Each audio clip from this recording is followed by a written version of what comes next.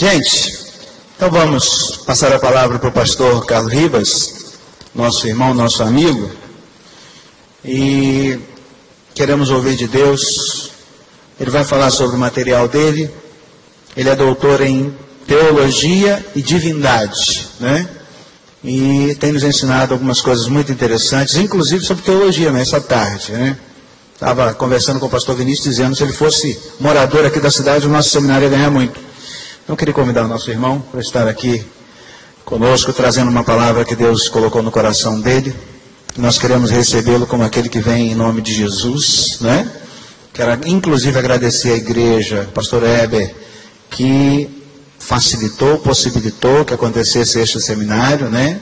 É um desafio, a gente sabe disso, somos uma igreja bem conservadora, mas o assunto ele é muito bíblico, né? E foi isso que o pastor Carlos ensinou para a gente, que se está na Bíblia a gente tem que dar crédito a isso. Vamos orar por ele? Estenda sua mão para cá, fala com Deus, pedindo a Deus que o use para falar com você. Pai, em nome de Jesus, eis aqui teu servo, homem abençoado, que o Senhor trouxe lá do outro lado do Brasil, para estar conosco nesse tempo, nosso irmão, nosso amigo.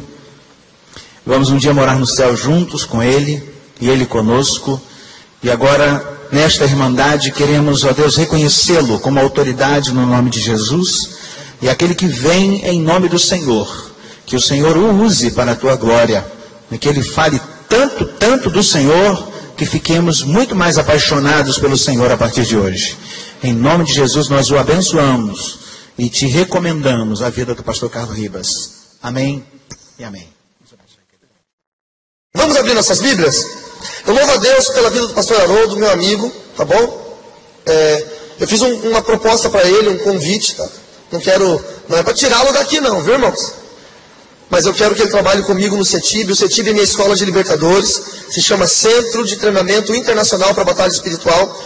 Acontece no Paraná todos os anos, são 3 níveis. Esse ano agora, em novembro, do dia 13 ao dia 17, tem o nível 1.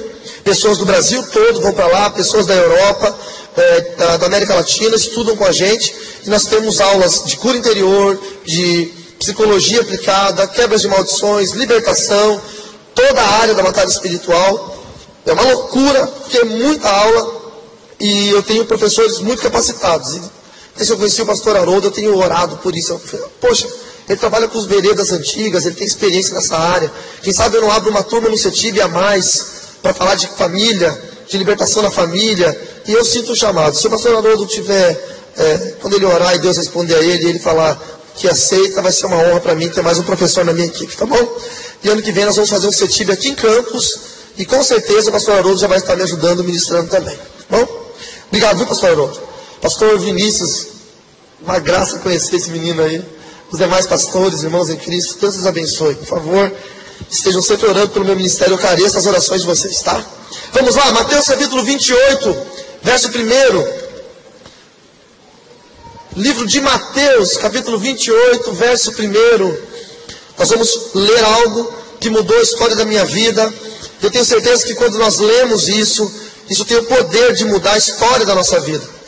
Hoje nós evangelizamos as pessoas da forma errada. E eu não vou contar para vocês como foi o satanismo para mim, porque não edifica a igreja. Para isso existe livro, o livro que eu escrevi fala tudo isso. Eu vou explicar como foi a minha conversão e como houve algumas coisas erradas por parte de algumas igrejas que tentaram me ganhar para Jesus e não conseguiram por causa disso. E talvez isso venha à sua mente, da forma correta de evangelizar, a forma correta de ganhar almas para Jesus. O Senhor está carecendo de pessoas valentes que queiram trabalhar na obra de evangelização, amém? Mateus 28, verso 1, todos acharam? Escute o que eu vou dizer, Bíblia é igual comida. Então quando você está comendo alguma coisa, é falta de educação você comer algo perto do seu irmão e não oferecer, concorda comigo? Então se você está com a Bíblia aí, tem alguém sem a Bíblia perto de você, é falta de educação você não oferecer a ele e falar, vem aqui que eu vou te dar uma mordida dessa... Mordida não, né? Um pedaço da palavra de Deus. Vamos ler, diz assim, depois do sábado, ou no texto que está na tela, no findar do sábado, tendo começado o primeiro dia da semana, Maria Madalena e a outra Maria foram ver o sepulcro.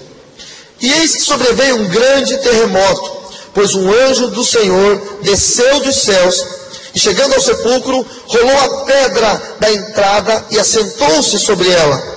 Sua aparência era como um relâmpago, suas vestes eram brancas como a neve. Os guardas tremeram de medo e ficaram como mortos. O anjo disse às mulheres: não tenham medo. Sei que vocês estão procurando Jesus, que foi crucificado. Ele não está aqui. Ressuscitou, como tinha dito. Venham ver o lugar onde ele jazia. Vão depressa e digam aos discípulos dele: ele ressuscitou dentre os mortos e está indo adiante de vocês para a Galileia. Lá vocês o verão. Notem que eu já os avisei. Até aqui. Feche seus olhos um momento, por favor. Deus, nós te glorificamos. Nós te exaltamos. Nós declaramos que o Senhor é o Deus da nossa salvação. E que o sacrifício único de Jesus Cristo pode transformar a nossa história. Meu Deus, eu te peço que nesta noite nós possamos chegar ao pleno conhecimento da salvação e do entendimento de como encontrarmos a salvação. Eu te peço, Pai, que desde agora, se aqui no nosso meio, as pessoas que nos ouvem, tanto os que estão aqui na igreja, quanto os que estão assistindo pela internet, ou por um DVD, por uma gravação, Pai, em nome de Jesus, que o Senhor já esteja trabalhando na mente, no intelecto, no coração, no espírito, na alma, nas emoções dessa pessoa que vai ouvir o que se tem a dizer a seguir, para que possam entender quão importante é entregar e confiar completamente a sua vida a Jesus Cristo. Senhor, eu peço que abram-se as portas da salvação, que por mais estreita que elas sejam, estejam abertas agora, para que entre uma igreja justa e santa. Pai, eu declaro no altar desta igreja a minha total, completa dependência do Senhor e do Espírito Santo de Deus. E declaro, Senhor, que sem Ti eu não posso sequer falar, mencionar o Seu nome ou ler a Sua palavra. Usa-me, Senhor, como ferramenta da Tua graça, do Teu reino, e para a honra e para a glória do Teu nome, Jesus. É no Seu nome que oramos. Amém e amém. Amém? Você pode aplaudir o Senhor um pouquinho?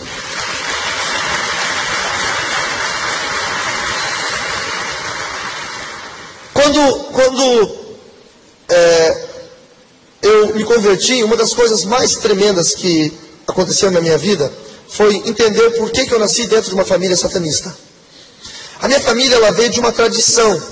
As tradições são grupos de satanistas treinados, especializados. São grupos hierárquicos que passam sacerdócio, que levam para frente o ensino da palavra que eles usam. O satanismo tem 3 braços: irmandades, organizações e tradições. As irmandades cultuam demônios. Não é como nos Estados Unidos tem o templo de Satanás. É uma igreja organizada, já é regulamentada pela lei norte-americana, e já tem inclusive alguns lugares no Brasil que já fazem os cultos da igreja de Satanás. E possivelmente, do jeito que nós estamos andando a passos largos no reino do anticristo, logo também será uma igreja oficial no Brasil. E isso vai ser terrível. Porque hoje no Brasil nós temos uma igreja que aprendeu a lutar contra a baixa magia. Eu costumo dizer que a igreja brasileira sabe chutar farofa, né? Sabe chutar bacia de farofa, mas não sabe lutar contra o satanismo. E logo o satanismo vai se levantar, infelizmente, no nosso país também. As organizações são o braço do satanismo responsável em sustentar todo o trabalho que existe na face da terra. Então eles sequestram pessoas, eles vendem armas no mercado negro, eles traficam drogas, e muitas dessas organizações sustentam financeiramente, porque movem muito dinheiro no mercado negro. Não sei se vocês sabem, mas dados da ONU, o 3º maior mercado negro do mundo é rapto e venda de pessoas. Eles sequestram pessoas e vendem. Perde apenas para tráfico de armas e tráfico de drogas. Então o satanismo ele tem uma grande parcela nisso, em raptar pessoas. Muitas pessoas desaparecidas, a maioria delas crianças, elas foram sequestradas para serem mortas em rituais de satanismo. Muita gente fala: nossa, mas matam gente em satanismo? Vocês não estão vendo o Estado Islâmico? Quantas pessoas eles estão matando, sacrificando? Crianças cristãs que eles estão decapitando. Vocês veem isso na internet, nos jornais. E para eles é normal, é honroso. Cada ativista islâmico que sacrifica uma criança cristã, que mata uma pessoa, ele ganha honras no mundo espiritual. Ele ganha honras na religião dele. O satanismo é a mesma coisa. Cada pessoa sacrificada faz com que honras sejam entregadas a ele, faz com que ele tenha poderes relativos no mundo espiritual, faz com que ele consiga alcançar coisas que ele não poderia alcançar sem esses rituais de morte. As organizações fazem isso. E as tradições são famílias, por ordem hierárquica, que cuidam dos tratados mágicos, escritos por Salomão. Eu não sei se você sabe, mas no primeiro livro dos reis de Israel, no capítulo 11, no verso 1 até o verso 8, e aí alguns subsequentes, mostra a história de Salomão desviando-se dos caminhos do Senhor. Salomão foi aquele que pediu sabedoria a Deus, e ele recebeu sabedoria, honra, riqueza, recebeu o maior reino que havia na época. Ele foi o homem que construiu o templo de Salomão. E ele conquistou 1000 mulheres, 700 esposas, princesas e 300 concubinas. Ele contratou 2 grandes artífices para construir o templo de Salomão, Irã-Abif e Tubal-Caim. E esses homens, eles eram envolvidos com o ocultismo e conseguiram então perverter junto com as esposas o coração de Salomão e criar uma ordem mágica, uma tradição mágica. Essa tradição começou a se desenvolver na época de Salomão ainda, quando ele escreveu os livros sagrados que são usados no satanismo até hoje, que são chamados de as chaves de Salomão. Nesse meu livro aqui, eu conto algumas coisas sobre esses livros sagrados. O Heptameron, o Lemejecton, as chaves maiores de Salomão, as chaves menores de Salomão. A tradição que a minha família era e pertenceu, ela era responsável em levar esse ensino para as gerações. E eu nasci para isso. O meu nascimento foi dado para ser um sacerdote, dentre muitos sacerdotes do Brasil. Criar um grupo de pessoas que pudessem desenvolver o satanismo. E nesse livro eu conto, com detalhes, como funciona tudo isso. Agora, o mais importante para se falar hoje é que dentro do satanismo são 9 graus, do 1º ao 9º grau. O 1º grau é o grau de aprendiz, o 2º grau é o grau de iniciado, o 3º até o 6º grau são os graus sapienciais, onde ele aprende desde alquimia, aprende telecinesia, que é mover objetos com força da mente, que na verdade não é força da mente, são demônios que fazem isso, levitação, invisibilidade, uma série de outras coisas, projecionismo, que é tirar o espírito do corpo e fazer a viagem astral, como os gnósticos chamam, e tantas outras coisas, e até chegar ao 7º grau. E o 7º grau, o 8º e o 9º, são os graus de poder. O 7º grau, mestre de alta magia, o 8º grau, sacerdote, e o 9º grau, sacerdote superior. Eu cheguei ao 7º grau. E quando cheguei ao 7º grau, com apenas 16 anos de idade, eu tinha um avanço no mundo espiritual muito grande, devido aos demônios que o meu avô, que era sacerdote superior, havia deixado para mim. O meu avô, ele era um grande sacerdote e desenvolveu demônios muito fortes, muito competentes no reino das trevas. Só que o meu avô morreu, e os demônios dele ficaram para mim. Quando eu tinha ainda 5 anos de idade, ou 6, eu tinha crises, surtos de ira terríveis. Os surtos de ira eram tão grandes, que quando eu gritava, as janelas da minha casa quebravam. Nós morávamos numa casa muito pobre, porque minha mãe era uma pessoa que foi... meu pai foi muito rico, minha mãe também. E aí minha mãe começou a trair o meu pai. Então quando eu tinha 5 para 6 anos, a minha mãe fugiu de casa e deu abandono de lar. E aí perdeu o direito a todos os bens. Ficou muito pobre. E abandonou também os filhos. Depois de um tempo ela teve que voltar até onde meu pai morava e nos sequestrou, porque ela tinha a obrigação de me manter. Porque eu seria um sacerdote da tradição. O meu irmão mais velho foi morar com meu pai e eu fiquei morando com a minha mãe. Então a história do satanismo na minha família perpetuou-se dessa forma.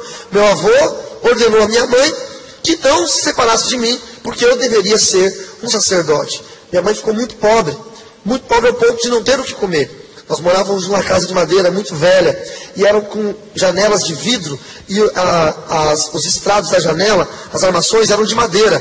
E quando eu surtava, os demônios faziam movimentações do ar dentro da casa, e a pressão do ar ficava tão forte que as janelas abriam e quebravam todos os vidros. E isso mostrava para as pessoas que aquela criança de 5, 6 anos tinha poderes que as outras pessoas não tinham. E aí eu comecei a ser chamado de iluminado.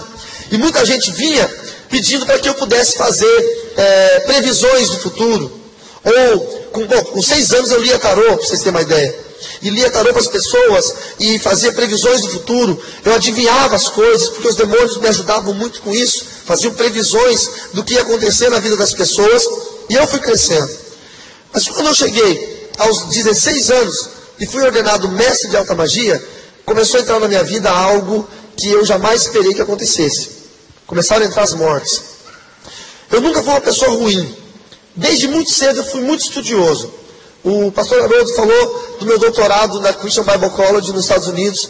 E hoje, para a graça do Senhor, porque Ele me instruiu nisso, Ele me capacitou, eu posso ser um doutor em teologia. Mas quando eu estava no satanismo, desde muito cedo, eu estudava muito, muito, muito. Com 14 anos eu já lia em latim. Com 7 anos eu já falava grego. Eu já cantava até num coral de grego na minha escola. Então eu sempre estudei muito, muito, muito, muito. E quando eu cheguei aos 16 anos, eu percebi que todo o meu estudo não ia valer para nada se eu não começasse a ingressar nas práticas terríveis que o satanismo exige das pessoas que chegam em altos níveis.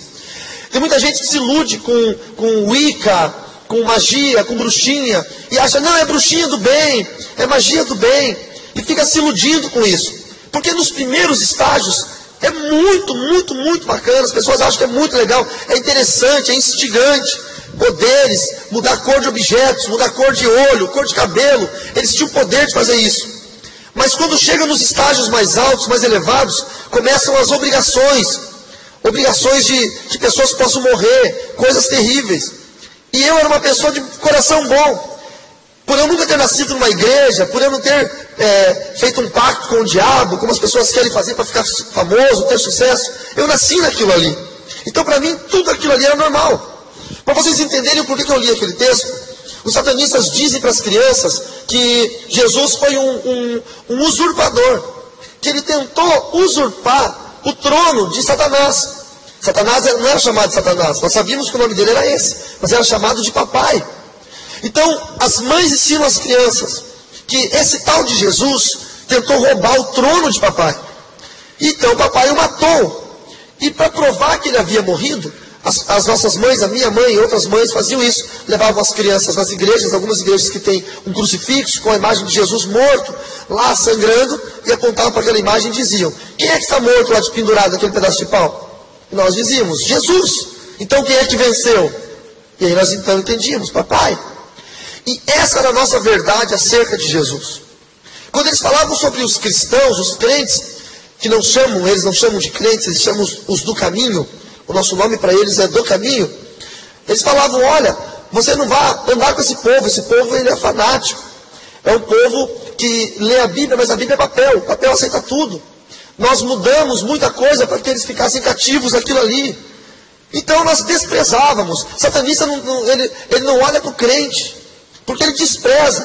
O inferno é tão astuto, o Satanás é tão astuto, que ele não coloca crente como inimigo de satanista, ele coloca crente como ralé, como povinho, para que nenhum satanista ouse ter contato com os crentes. Então nós não pensávamos assim, os crentes são um exército que nós devemos combater. Não, a gente nem pensava que eles existiam. Era um povinho, na minha mente, era um povo burro, pobre, ignorante, fanático, que não tinha nada, que não sabia nada. Então não valia a pena investir contra esse povo, porque era a melhor forma de nos manter distante dos crentes, dos do caminho. E essa era a minha concepção da igreja. Até com 16 anos, na minha formação, eu comecei a comandar os covens. Os covens são grupos de satanistas que estudam. É como se fossem as células. As igrejas hoje têm células. O satanismo copia muito o que faz na igreja. E cada coven tinha, no máximo, 13 pessoas. Aí fazia 2 covens, mais 13. A união de 13 covens, comandado por uma pessoa, era chamado de Assembleia Menor. A união de 13 assembleias, cada Assembleia Menor tem 13 covens, comandado por uma pessoa, era chamado de Assembleia Maior. 13 vezes 13. A união de 13 assembleias maiores, comandada pela mesma pessoa, era chamada de Assembleia Regional. Tudo isso dentro de um município. A união de 13 assembleias regionais, comandada por uma mesma pessoa, era chamada de Assembleia Municipal.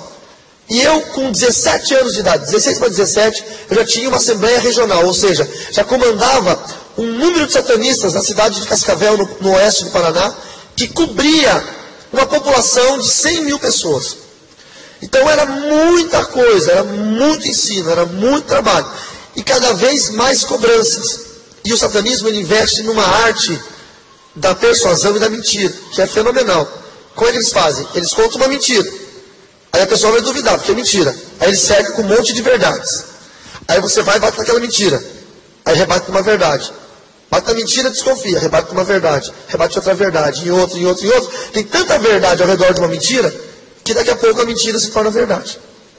Então é uma técnica que eles têm. E as pessoas vão caindo nessas mentiras e vão usando os artifícios do satanismo. Uma das coisas que o satanismo mais faz hoje no Brasil são assassinatos. Porque é um assassinato limpo. Só que é muito caro para se pagar. Então teve um caso que uma mulher muito rica queria que o marido morresse para ela ficar com o amante e com a herança. Como é que ela fez? Contratou um grupo de satanistas lá da cidade e pagou um valor muito caro, muito alto mesmo. Na época lá era mais de 100 mil reais, quando o real ainda valia, acho que um salário mínimo era 60 reais. Era um alfir ainda, naquela época. Se eu não me engano, era um alfir. Não era plano real ainda. E os demônios entram nas pessoas por legalidades, por pecados. Um grupo satanista pegou uma mulher, que ela era extremamente sedutora, fez com que o marido daquela mulher que contratou caísse em adultério com ela, gerou uma legalidade. A Bíblia diz que o homem que se une à prostituta se torna um prostituto com ela. Automaticamente o homem se une a uma feiticeira, se torna um feiticeiro com ela. Então é como se fosse um vírus. A mulher aidética, que tem uma relação com o homem saudável, ela passa AIDS para aquele homem. E a mulher tem demônios transmitidos por relações sexuais. Demônios chamados demônios do sexo, que atuam na área sexual, incubos, sucubos, que atuam nos sonhos sexuais, ou demônios da linha de Belfegor, são injetados na pessoa por essa ação de adultério. E aí a pessoa fica contaminada. A contaminação permite que um outro demônio, que possa comandar as atividades motoras dele, possam usar aquele homem. E aí aquele homem fica possuído, entra num carro, vai viajar numa estrada a 120, 130, 150 km por hora, de repente ele sai da estrada e joga debaixo de um caminhão e morre. E aí vai sair na televisão que grande empresário se matou, se suicidou, jogando o seu carro embaixo de um caminhão. Na verdade ele não se suicidou, ele foi alvo de uma ação do satanismo. Muitas outras ações acontecem, eu queria falar isso porque é interessante que os jovens saibam. Quando precisa se matar jovens para rituais de magia negra, eles fazem muito isso em festas. Cuidado com festas que vocês vão. Porque eles embriagam os jovens e dão algum tipo de droga para os jovens e eles ficam dopados.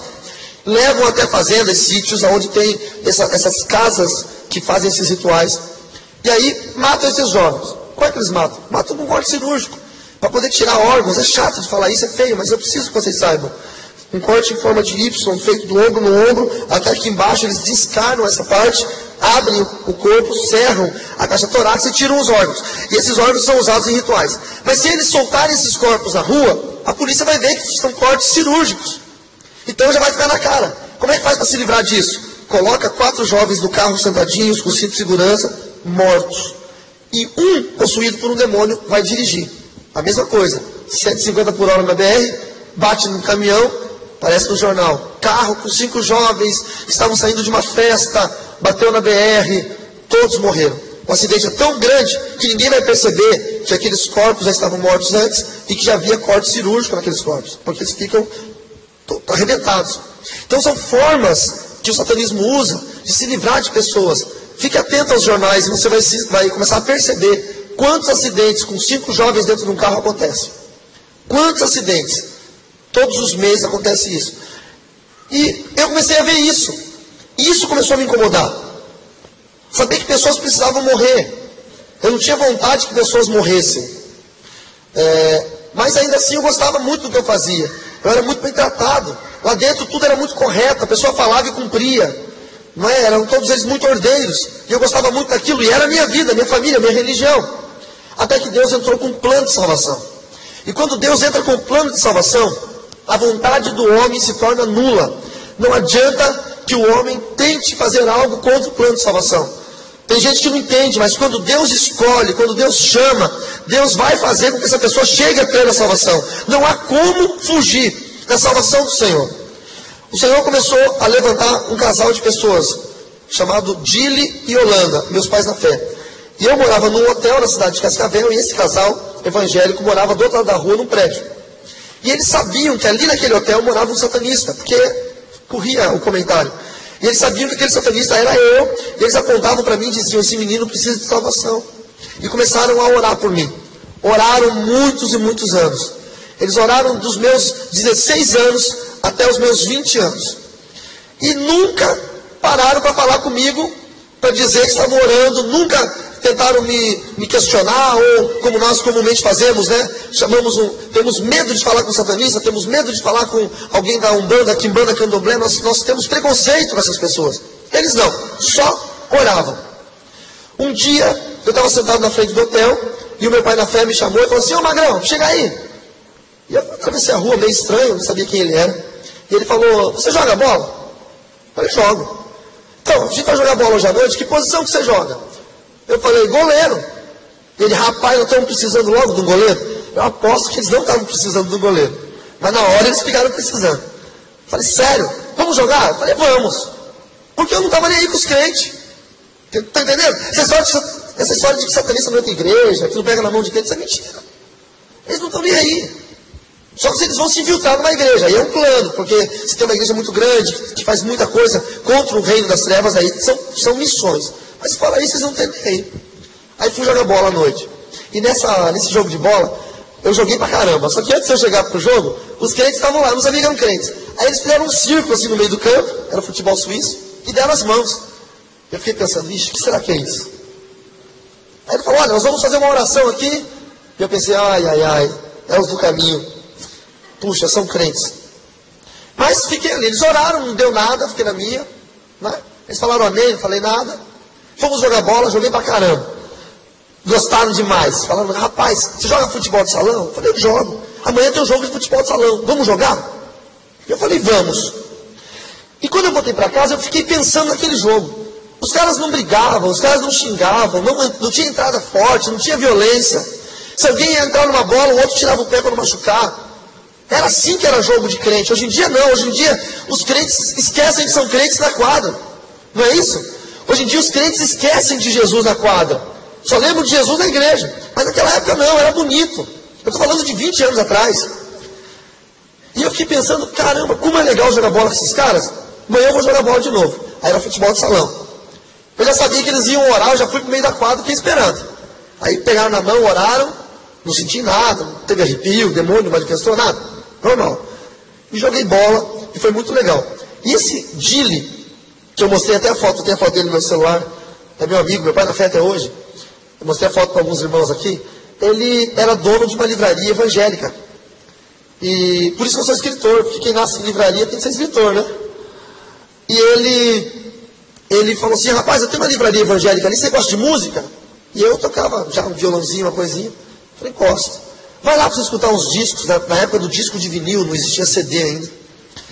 Vou lá. Aí eu cheguei lá, eu gostava de Iron Maiden, né? Vocês imaginam, o satanista vai ouvir o quê? O Tchan? Não tem, né? Eu ouvia Black Sabbath, Iron Maiden, CDC, só coisa pesada. E eu pensei: vou ouvir música de crente, o que será que esses crentes cantam? Né? Coisa... Aí cheguei lá, tinha um disco de uma banda americana chamada White Cross, que é heavy metal gospel. E eu olhei: White Cross, meu Deus, o que será que é isso? Eu não falei meu Deus, né? E aí ele botou o disco lá e começou aquela roqueira toda. Eu falei: olha só isso, os crentes, quem diria? Aí tinha uma banda, você não tem uma banda brasileira não? Tinha uma fitinha cassete do Cats Barnett, que incrivelmente, como Deus é lindo e poderoso, tremendo, o baterista que gravou aquela fita, hoje é meu grande amigo Luffy, que foi baterista do Cats Barnett, do Renascer Praise, do Oficina G3, hoje mora nos Estados Unidos, é meu grande amigo. E aí, incrivelmente, está caindo tudo. Ai, você, né? Depois vocês falam: é o inimigo nada, é o pastor ali, ó. E o pior é que ele não pode nem se justificar porque ele operou a boca, não pode nem falar. Aí colocaram aquela música do Cats Barnett e eu pensei a ouvir. E eu falei: caramba, os crentes não são tão ruins assim. Mas, nada de ler a Bíblia, nada de falar de Jesus, nada. O plano do Dili era muito bom. Ele falou assim: rapaz, é muito inteligente. Se eu der respostas prontas para ele, ele não vai aceitar. A pessoa muito estudiosa, muito inteligente, ele não pega respostas prontas, ele quer as suas próprias respostas. Então, o plano dele foi muito sutil, mas muito inteligente. E eu passei a admirá-lo e gostar muito dele. Então, todo o tempo que eu tinha livre, eu atravessava a rua, ia para a livraria dos crentes e ficava conversando com ele. Era muito bacana esse momento, mas Deus tinha um propósito muito maior para isso. Na escola que eu estudava, eu estava no 3º ano, tinha um festival de cultura. E naquele festival teve uma bateria montada lá, e eu gosto de música, e eu fiquei justamente naquela noite para ver quem ia tocar. Aí subiu um gordão assim, todo fofo, aquele cara que você olhava para ele e falava, nossa, o cara é muito amoroso, e se chama Peter. E ele foi tocar bateria, o camarada arrebentou, ele é muito bom de bateria. E tocou pra caramba, desceu, a gente começou a conversar, e ele crente. Aonde eu ia falar com alguém, eu estava de cara com crente. Parecia uma maldição. Eu não podia falar com ninguém que o camarada era crente. E ele, rapaz, eu falei, você toca em que banda? Ele falou, eu toco na banda da minha igreja. Eu falei, ei, vai dizer que é crente também. Sou da presbiteriana. Eu falei, porra, rapaz. E ele falou, você tem que ir lá um dia, legal, a gente tem um culto de jovens. Então eu falei, pô, tá, um dia eu vou, mas para nunca ir, entendeu? Falar por educação. Mas o Peter tinha uma coisa que me incomodava. Ele era muito amoroso. Ele chegava, ele abraçava, eu tinha uma certa aversão a abraços. Ele dizia, meu querido, e me abraçava assim, e falava, olha, eu já te disse que eu te amo. Uma pessoa do mundo, um homem chega para o outro lá que ama, é um negócio meio estranho, né? Quem não conhece o amor de Jesus não consegue entender isso. Ele fala, não disse e tal, então eu te amo. Eu falei, ah, tá bom, obrigado. Hoje eu falo eu também, né? Naquela época era muito obrigado. E aquilo me incomodava, mas também me atraía de uma certa forma. Eu tinha, sabe, uma vontade de querer ser como ele, mas lá dentro, assim. Aí eu fui trabalhar. Todo satanista tem que ter um bom trabalho, porque ele ganha muito dinheiro com algumas práticas que ele faz, mas precisa ter um trabalho para que as pessoas saibam, pelo menos, onde vem esse dinheiro. Você vai ficar rico e não tem trabalho nenhum. E aí eu comecei a trabalhar. Isso em 1991, 92, eu já estava gerenciando uma rede de intranet de um prédio de advogados do Banco do Brasil. Eu não sabia nada. Os próprios demônios me ensinaram como fazer aquilo só para eu ter uma fachada de um trabalho. E o filho do dono, que também era advogado, o doutor Ricardo Castilho, ele era novo convertido de uma igreja comunidade evangélica.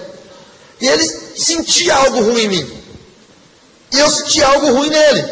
Só que o algo ruim que eu sentia nele era Deus. Para mim era ruim naquela época. E um dia ele chegou para mim e falou assim, Carlos, você pode conversar comigo no meu escritório um pouquinho? Eu falei, sim, doutor, só um pouquinho. Aí subi lá, ele disse, senta aí, rapaz. Sentei, ele falou, o que você sabe sobre Jesus? Eu falei, olha, eu não sou muito religioso, eu sei pouco sobre Jesus. Jesus é um camarada que morreu na cruz e tal. E ele, então, eu quero dizer que eu entreguei minha vida a Jesus. Eu falei, olha, doutor, meus parabéns, que bom. E aqui dentro pensando, ai, como é que eu saio daqui? Esse cara vai querer me evangelizar. E ele, eu gostaria que você conhecesse a Jesus. Não, muito obrigado, já conheço, sei quem é Jesus, tal. Até passei esse dia atrás ali, eu vi ele lá, estava lá. E ele, não, você não entende, Jesus tá... E ele queria me evangelizar de todo quanto é jeito, mas ele era aquele novo convertido que queria pegar a Bíblia e socar a goela abaixo. Tem os novos convertidos assim, não tem? Que quer socar a Bíblia a goela abaixo, e aquilo afasta as pessoas. Ninguém quer ser julgado pela sua fé, ou, você é idólatra, você é isso, você é aquilo, ninguém quer ser julgado.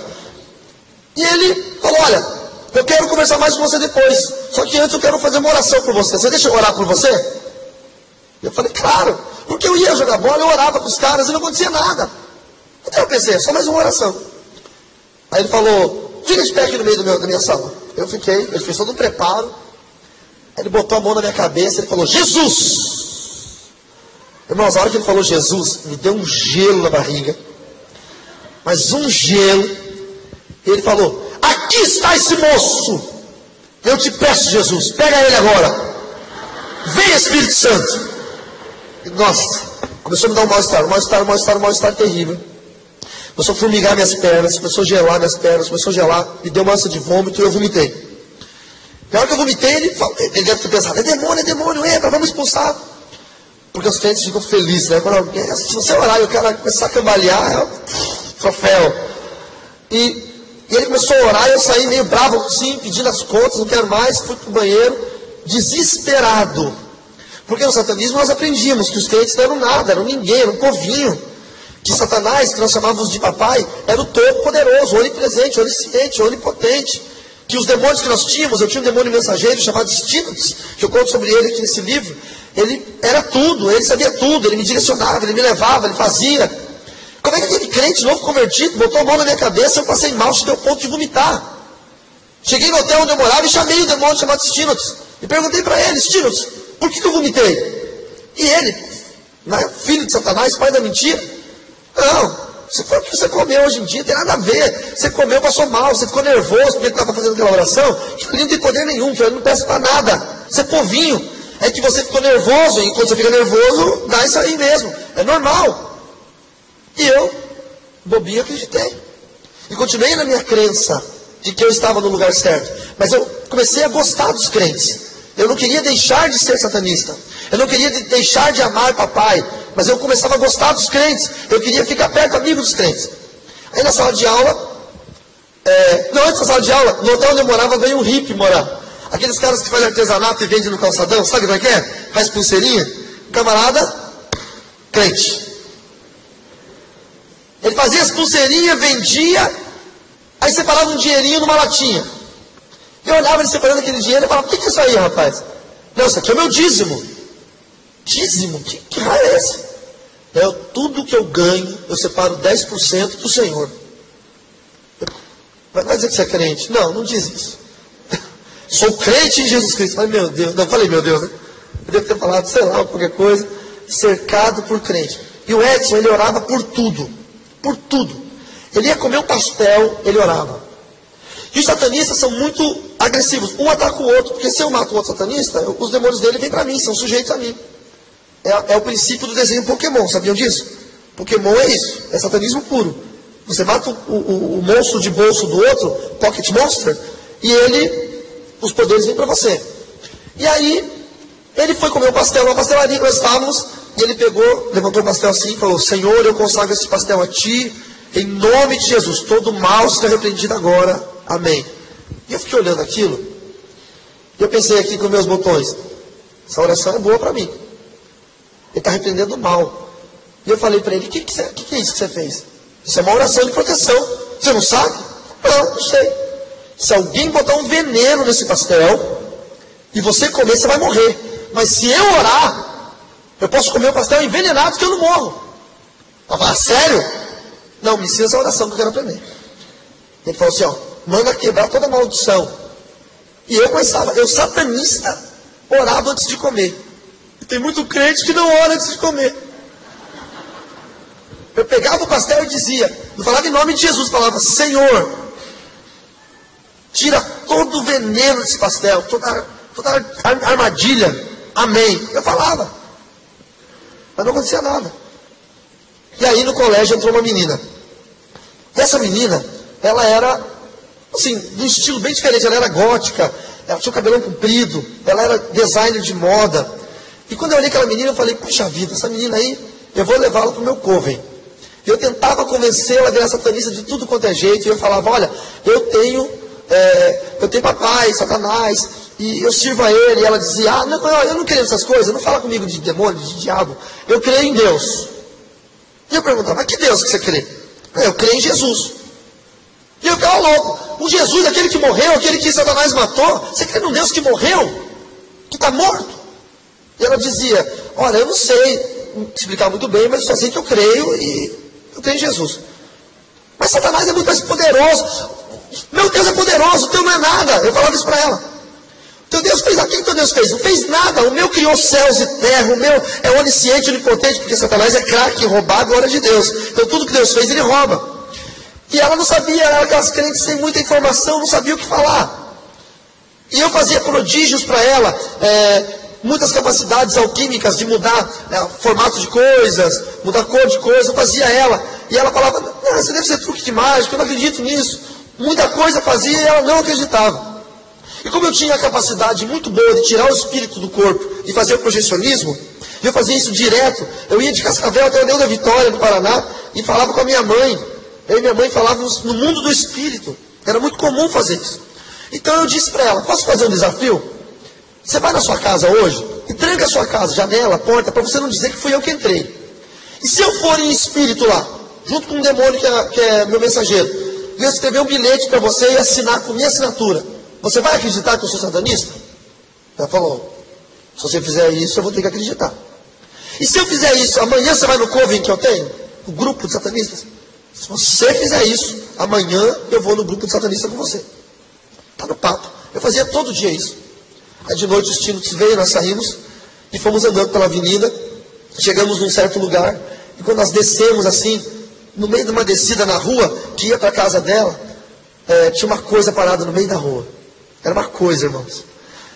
Não tinha braço, não tinha perna, não tinha asa, não tinha nada. Mas era como se fosse uma presença. Alto. Bota aí uns 3,5 metros, 4 metros, não sei. E nós travamos. Eu e o demônio Stiglitz. Sabe quando você sonha que você está fugindo e não consegue sair do lugar? Foi essa a sensação. Aí eu olhei para o demônio e falei, o que é aquilo lá? E o demônio disse, aquele é um anjo do Senhor. O demônio teve que dizer um anjo do Senhor. Porque o nome de Jesus ele tem que ser confessado nos céus, na terra e até debaixo da terra. O nome de Jesus tem que ser confessado, toda língua tem que confessar e todo joelho tem que ser dobrado. E aí eu falei para ele, então faz alguma coisa, tira ele de lá, que eu tenho que passar na casa da menina, vamos logo. E ele olhou para mim e falou, com essa aí eu não posso não, vai você, e desapareceu. Os demônios fazem isso, eles te usam até onde eles querem, quando eles não podem, eles abandonam a pessoa. Quanta gente foi abandonada aí no mundo para morrer, mas foi usado pelos demônios até quando não puderam mais. O demônio fez um gesto para mim que eu não pude entender se era mão, como é que era, porque era muito espiritual, não dava para entender.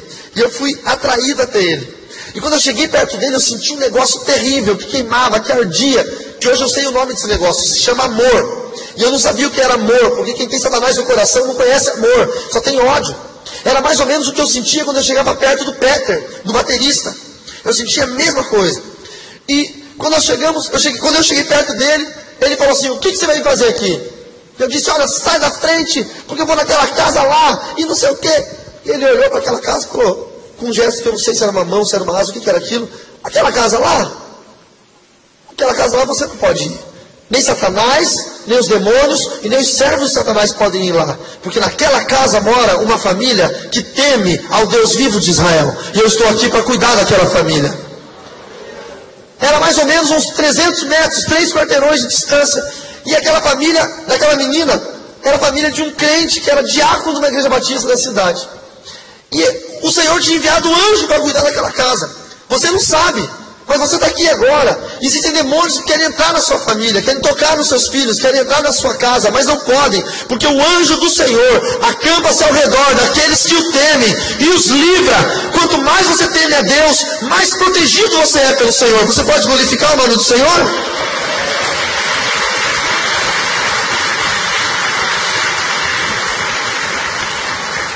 Aquele anjo, ele disse, olha, Satanás está te enganando. Jesus Cristo morreu por você. Quem dera se ele tivesse morrido por mim. E tocou em mim e eu desapareci. Eu apareci no hotel que eu morava, com a enxaqueca terrível, meu corpo arrebentado, dor no corpo todo, parecia que eu tinha tomado uma surra. No dia seguinte não fui para aula, era uma quarta-feira. Na quinta, na sexta não fui para aula. Sábado e domingo não fui para aula. Segunda, terça e quarta não fui para aula da outra semana. Na quinta-feira da outra semana eu fui para aula. Eu pensei, a menina deve ter esquecido já. Faz mais de uma semana. Mulher não esquece nunca. Você pode estar 20 anos casado com a tua mulher. Se você fez alguma coisa errada no primeiro dia de casamento, ela vai te cobrar até hoje. Ela vai lembrar. Eu cheguei no colégio, aquele negócio de aluno, aquela correria. E eu entrei no corredor do colégio e a minha sala era bem do lado direito de quando entrava, do lado da portinha à esquerda. Cheio de alunos, a garota estava na porta da sala, olhando para a entrada. Ela ficou todos os dias olhando, ela ficou me esperando. Ela queria ver o dia que eu ia voltar, porque eu não tinha conseguido. Eu não vi, eu não pude ouvir o que ela falou, eu só fiz leitura labial. E ela deu um sorriso e falou assim, você não conseguiu. Eu fiquei possuído. Eu não lembro de ter andado até ela. Eu só voltei a minha lucidez quando estavam me tirando de cima dela. Eu tinha agarrado ela pelo pescoço, estava arrastando ela na parede, gritando feito um louco, dizendo que ela ia me matar porque mandou um anjo desesperado. Eu surtei.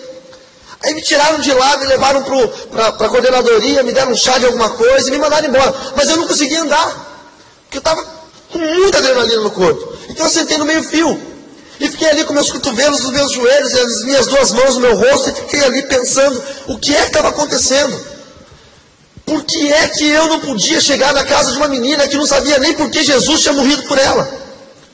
Se Satanás era tão poderoso, se ele tinha tanto poder, se ele era papai, se ele era criador da terra, se ele tinha matado Jesus, por que é que ela tinha um anjo, que o meu demônio, que eu achava que era o mais poderoso que existia, sequer podia passar por ele? Então tudo aquilo estava me consumindo. O fato do anjo ter dito, Jesus morreu por você, eu não sabia que era pela humanidade, eu achava que era por mim. E tudo aquilo começou a ser muito difícil de entender, de digerir. Passou as 4 aulas do período noturno, terminou a aula, e eu senti a presença de alguém sentado do meu lado. E eu não abri os olhos. Sabe quando você sente que tem alguém perto de você? Aí passou uma meia horinha, eu abri os olhos e vi um par de pezinhos do meu lado. Era essa menina. Ela ficou meia hora sentada do meu lado. Eu tinha tentado matá-la. E ela ficou meia hora sentada do meu lado, sem abrir a boca. Eu olhei para ela e falei, você não vai dizer nada não? E ela estava com o pescoço ainda com marcas arroxeadas. Ela deu um sorriso bem grande. Por isso que eu gosto de ser feliz dentro da igreja. Mesmo que a tua vida esteja toda arrebentada, quando você entrar na igreja, sorria em nome de Jesus. Ela deu um sorriso que só nós crentes sabemos dar. E ela disse, só vim dizer uma coisa para você. O meu Deus é mais poderoso do que o teu.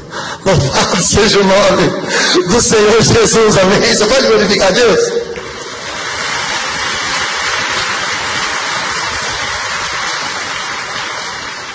No dia seguinte eu fui na livraria do Dili. Cheguei para o Dili e falei, Dili, você pode me contar uma coisa? Por que Jesus morreu por mim? E o Dili, muito inteligente, muito sábio. Não posso falar nada não, você acha que eu vou ficar perdendo meu tempo com você? Pegou um livretinho chamado 4 Leis Espirituais. Vocês conhecem esse livretinho? Um livretinho amarelinho? Quem conhece o 4 Leis Espirituais? Conhece não? É um livretinho assim, ó. Tem um trenzinho, Jesus está na máquina, e nós nos vagões. Tem um trono, Jesus no trono, nós fora. Ele pegou e jogou aquele livretinho no meu peito e falou assim, ó, lê isso aqui. Eu li aquele negócio, não entendi nada, mas ainda aquilo ficou no meu coração. O Peter me chamou para ir na igreja dele. E quando o Peter me chamou para ir na igreja dele, eu topei. Falei, vamos lá. Só que eu fui, todo né, calça jeans rasgada, camiseta preta de banda de rock, um boné. E teve um culto, e o pastor começou a pregar sobre a ressurreição de Cristo. Ele pregou sobre a salvação, sobre a morte, sobre a ressurreição. E durante todo o culto eu sentei lá atrás. Enquanto o pastor estava falando, eu não conseguia entender o que ele falava. Ele falava coisas e os demônios tentavam distorcer o que o pastor falava.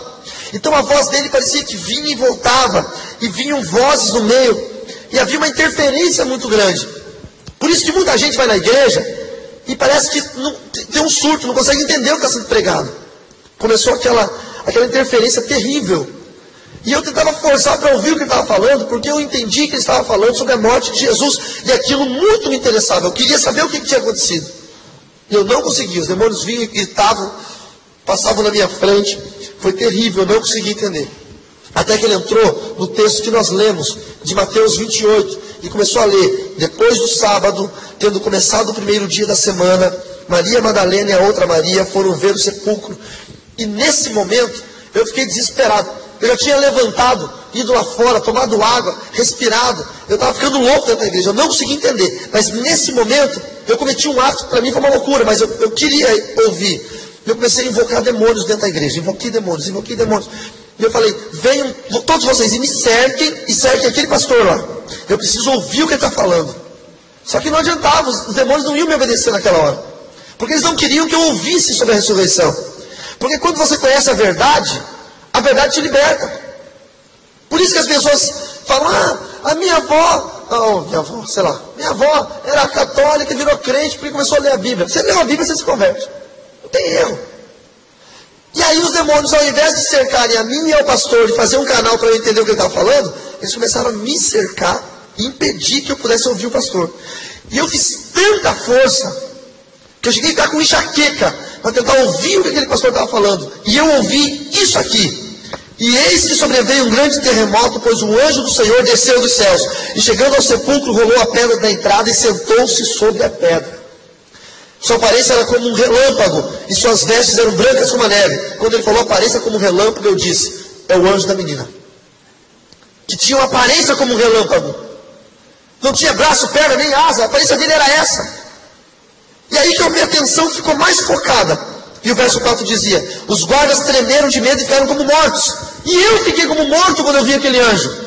Eu não podia me mexer. Então aquele texto falava comigo. E aí o verso seguinte, o anjo disse às mulheres, não tenham medo, sei que vocês estão procurando Jesus, que foi crucificado. Ele não está aqui, ressuscitou como tinha dito, venham ver o lugar aonde ele jazia. E eu pensei, nossa, o anjo que falou comigo, dialogou comigo, também dialogou com essas mulheres. Então é possível. Então era verdade, não foi coisa da minha cabeça.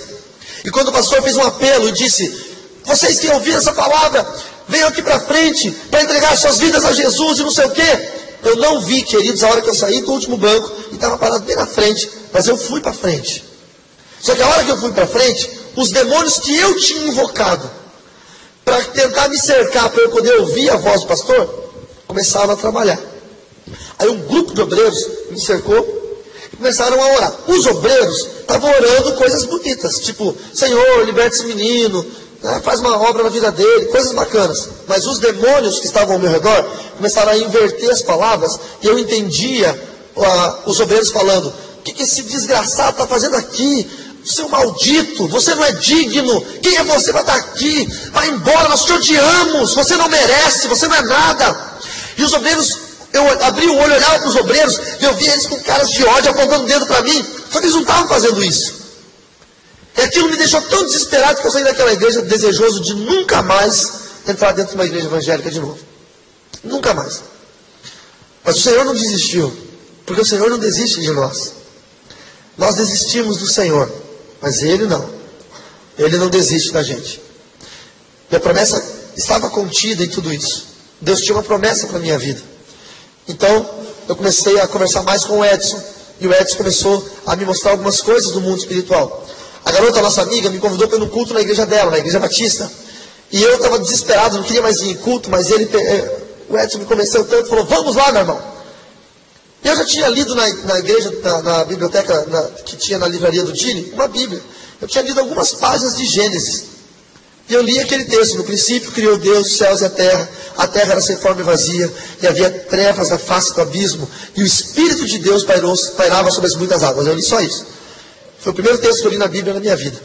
Eu olhei aquele texto e falei, nossa, que tremendo, porque eu imaginei o Espírito de Deus como se fosse um negócio gigantesco em cima do oceano, assim. Foi um negócio tremendo. E eu já estava começando a gostar disso, achar bacana. Só que começou a chover no dia de ir no culto, que era um culto de jovens no sábado. E eu, como todo não convertido, qualquer coisinha te impede de ir à igreja. Qualquer coisinha, chuva te impede. Eu disse para o meu amigo Edson, olha, eu não vou porque está chovendo. E o Edson falou, se você crê, você vai ver a glória de Deus. Nós vamos ir de a pé, 2,5 km até a igreja, e não vai cair uma gota de chuva na sua cabeça. E eu falei, vamos ver então. Saí do hotel e pisei na calçada, duvidando, desdenhando. Quando eu pisei na calçada, parou de chover. Na hora. Foi instantâneo. Nós andamos 2,5 km. E não caiu uma gota de chuva. Quando eu entrei na igreja batista da minha amiga, começou a chover. Eu olhei para fora, não acreditei. Que é isso? Aí eu cheguei, ela me recebeu muito bem, recebeu o Edson muito bem, chamou o líder de jovens, o líder de jovens falou, vocês são visitantes? É a primeira vez? É. Que bom, hein? Parabéns, ganhou 10 pontos. Era uma gincana, ela ganhava 10 pontos. Ela ganhava 5 pontos por cada visitante. Ela levou 2 e ganhou 10 pontos. Eu já olhei pro cara e falei, crente interesseiro do caramba. Eu tô feliz achando que era especial para ela querendo ganhar ponto na gincana dos jovens. Aí ela falou, você já leu a Bíblia alguma vez? E eu falei o texto que eu já tinha lido. E ela saiu correu no grupo de louvor e falou alguma coisa, cochichou para eles. E no início do culto, o grupo de louvor começou a cantar aquela música muito antiga. Nosso Deus é soberano. Quem lembra? Ele reina antes da fundação do mundo. Aí tem aquela parte da Bíblia. A terra era sem forma e vazia. Eu achei tão bacana os crentes fazerem isso. Eles não precisavam fazer isso. Eu falei que eu li esse texto, eles estão cantando uma canção com o texto que eu li, não precisava disso. É que esse amor constrange as pessoas que não entendem. Só que eu estava tudo bem, estava tudo muito bom, eu acho que eu ia virar crente naquele dia. Estava tudo perfeito. De repente eu senti um negócio muito ruim vindo das minhas costas. Quando eu olhei para o corredor da igreja, tinha um corredor na igreja, tinha um demônio usado no satanismo para retaliação, parado lá atrás, na porta da igreja, no corredor. A porta era lateral, lá atrás. Aí eu me assustei e perguntei para ela, demônios podem entrar na igreja? E ela falou, por quê? Você está vendo algum aqui? O medo dela, né? Quase que eu falei para ela, os 10 pontos deram legalidade para esse demônio entrar. Os teus 10 pontos aí, ó, agora se vira com ele. Eu falei, sim, eu estou vendo lá atrás, perto daquela folhagem. Ela olhou, não viu nada. Quando eu virei para o lado, o Edson estava sentado em outro banco. O Stinox, aquele meu demônio pessoal, o mensageiro, apareceu do meu lado. E me xingou de tudo quanto é nome. Ó, agora você está andando com eles também, está ficando louco, você está fazendo amizade com os do caminho, está jogando bola com eles, agora está vindo de igreja, você é maluco? Vamos embora agora. E aquilo me revoltou tanto, porque eu queria ficar ali. Sabe aquele dia que eu queria ficar na igreja? Eu queria ouvir o que o pastor ia falar. Eu estava ansioso para ouvir. Ele me obrigou a sair da igreja. E quando o demônio me obrigou a sair da igreja, ele foi me destratando, me xingando da igreja até no hotel. E eu fui chorando da igreja até no hotel, andando de raiva, porque eu queria ficar na igreja. Só que eu estava num momento da minha vida que eu não queria deixar de ser satanista. Mas eu queria começar a ir na igreja. E era uma coisa incompatível, mas eu não entendia que era incompatível. Eu comecei a achar legal. Não sei se você está vindo aqui hoje pela primeira vez, mas não é legal? Pô, igreja é um troço muito maneiro, muito bacana, ambiente de igreja. É muito bacana. E eu comecei a gostar tanto disso. E comecei a buscar em Deus. No dia seguinte, eu voltei para a livraria do Dili. Eu falei, Dili, me fala da ressurreição. Eu quero saber da ressurreição. E ele falou, olha, eu vou te falar, mas eu preciso que você tome alguns cuidados. Por quê? Porque a hora que eu te falar, Satanás vai querer te matar. Porque você vai conhecer a verdade. E a verdade vai ter que te libertar. Ele leu João 8,32 e João 8,36. Conhecereis a verdade vos libertará. E depois, se o Filho vos libertar, verdadeiramente sereis livres. Eu falei, Dili, jamais papai vai querer me matar. Você não tem ideia quem ele é. Vocês são preconceituosos. Quando eu era uma criança pobre, depois que minha mãe se separou do meu pai, minha mãe se prostituiu. Minha mãe pegava comida do lixo para a gente comer. E ela tinha que se prostituir. Várias foram as vezes que eu vi minha mãe fazendo programa na sala de casa. E um dia eu chorei, porque não tinha 20 centavos para comprar uma paçoca, essas paçoquinhas que vende no colégio. Na época, o meu mestre Luiz, que era foi o homem usado para me treinar no satanismo, me formar um outro mestre, soube do meu choro, porque eu não tinha uma paçoquinha. E ele mexeu os pauzinhos dele, sabe lá como? E uma fábrica que vendia paçocas, a distribuidora que vendia paçocas na cidade para suprir os mercados, os armazéns, as mercearias, parou um caminhão na porta da minha casa e descarregou uma carga inteira de paçoca. Tinha paçoca na sala, tinha paçoca no quarto, tinha paçoca na cozinha, tinha paçoca em tudo quanto é canto. Então esse era papai para mim. Eu desejava uma coisa, eu tinha o que eu queria. E o Dili estava me dizendo agora que esse papai ia me matar. Eu não conseguia entender. Talvez para você seja difícil de entender, porque você é cristão, sempre, toda a vida. Mas para quem não conhecia Cristo, era inconcebível que Satanás ia ser um demônio, ia me matar, ele era o diabo, era inconcebível. Para mim ele era Deus. É como alguém falar que Jesus ia te matar, você nunca vai acreditar nisso. E ele falou, então, mesmo que você não acredite, eu vou te ensinar uma palavrinha mágica. Quando o diabo se levantar para te matar, você vai dizer, eu te repreendo em nome de Jesus. E eu, tá bom. Você tem que gravar isso, rapaz. Grava isso na mente. Tá bom, entendi. Grava, eu te repreendo em nome. Tá bom, Dili, eu entendi. Mas eu não guardei na minha mente isso. E ele leu sobre a ressurreição. E quando ele foi lendo sobre a história da ressurreição, sobre as mulheres indo no jardim, a história de Maria Madalena contada em João, quando ela foi e não encontrou o corpo de Cristo, e ela viu os anjos falaram para ela, ele não está mais aqui, hein? E ela viu um homem chegando e ela pensou que era o jardineiro, mas era Jesus. E ela falou, seu jardineiro, onde o senhor colocou o corpo do meu Senhor? Me fala que eu vou lá para buscá-lo. E então Jesus se mostrou a ela e ela disse, mestre! Ele começou a ler isso para mim, João. Irmãos, É como se eu tivesse um copo de água gelada. E começasse a beber aquela água gelada. E começou um refrigério vindo no meu coração. Eu comecei a ser lavado pela água da palavra. Foi tremendo. E aquilo foi tão forte para mim. Tão forte. Que eu pensei, por que eu fui tão enganado? Por que eu tenho sido tão enganado todos esses anos? Mas Satanás, ele é terrível. Vocês não têm ideia quem é o demônio, irmãos. Vocês não têm ideia. O que ele pode fazer com uma pessoa. Ele não é provido de sentimentos. Ele não é provido de nenhum tipo de remorso. Ele pode pegar um dos nossos filhos, se ele tiver direito a fazer isso, legalidade. Ele pode cortar o nosso filho inteiro. Quando nós ganhamos uma família de espíritas para Jesus, na mesma noite a minha esposa teve um sonho.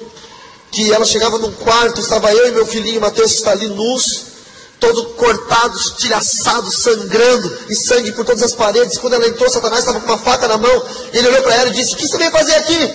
E ela gritou, meu marido, meu filho. Ele disse, não são seu filho nem seu marido, são ratos para mim. Então é assim que ele nos vê. É desse jeito. E ele é tão astuto, que naquela época eu estava com meu coração ardente por conhecer Jesus. Ele me chamou e disse, olha, você vai sair dessa cidade e você vai para uma outra cidade, porque agora eu vou te fazer iniciar um mestre. Você vai iniciar uma pessoa que vai ser mestre. E para mim aquilo era a maior honra. Então eu viajei, fui para uma outra cidade, preparei o local do ritual de iniciação, preparei tudo, chamei os outros sacerdotes que eram necessários. Eu estava feliz, mesmo querendo ir para a igreja, agora eu estava feliz, porque o meu chamado dentro da tradição estava sendo valorizado. E na noite que eu tinha que buscar o rapaz, para nós subirmos o morro numa clareira, para fazer o ritual de iniciação dele, quando eu cheguei na pensão onde o rapaz estava hospedado, tinha ambulância, carro da polícia, o rapaz tinha sido assassinado. O filho do dono da pensão pegou numa arma e sem querer deu um tiro nele, a bala entrou aqui atrás e ele morreu.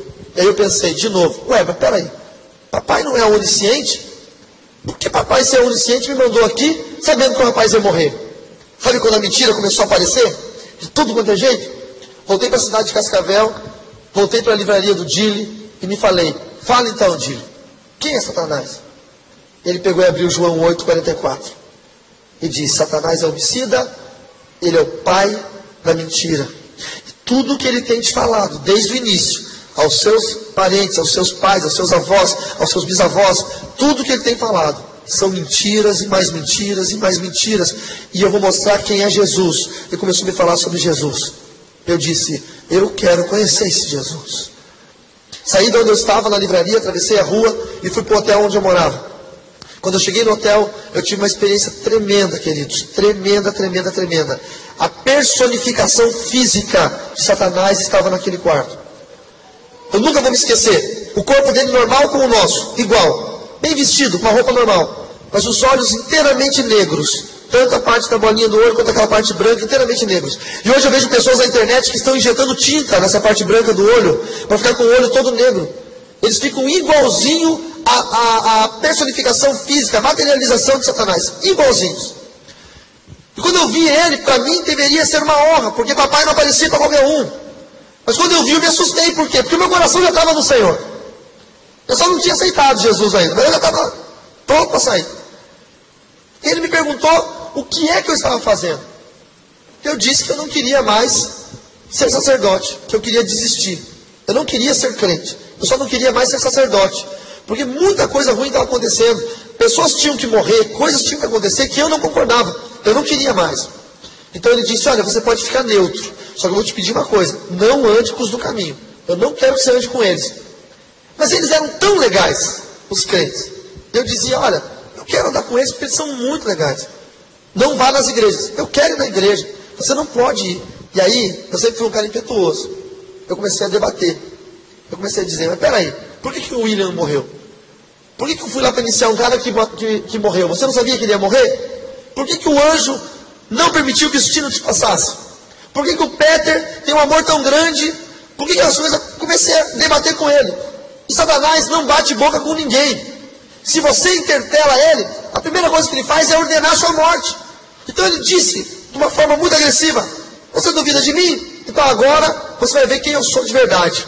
E a aparência que era bonita, aquela aparência humana, que era a aparência que para mim era a aparência do meu pai espiritual, do meu Deus, se transformou numa aparência horrenda, demoníaca, terrível. E ele deu uma ordem, ao Stinotus, que era o demônio que habitava em mim, para me matar. E naquele momento, eu comecei a sentir uma dor muito grande aqui na boca do estômago, uma cólica terrível, uma falta de ar, como se alguém estivesse apertando os meus pulmões, e gosto de sangue na boca. E quando o gosto de sangue veio à boca, eu percebi que eu iria morrer, que ele estava apertando meu coração, os meus pulmões, se alguma coisa ia acontecer. E naquela hora eu deveria falar o que o Dili tinha falado, mas eu não prestei atenção no que o Dili tinha falado. Aí eu não conseguia lembrar qual era a frase.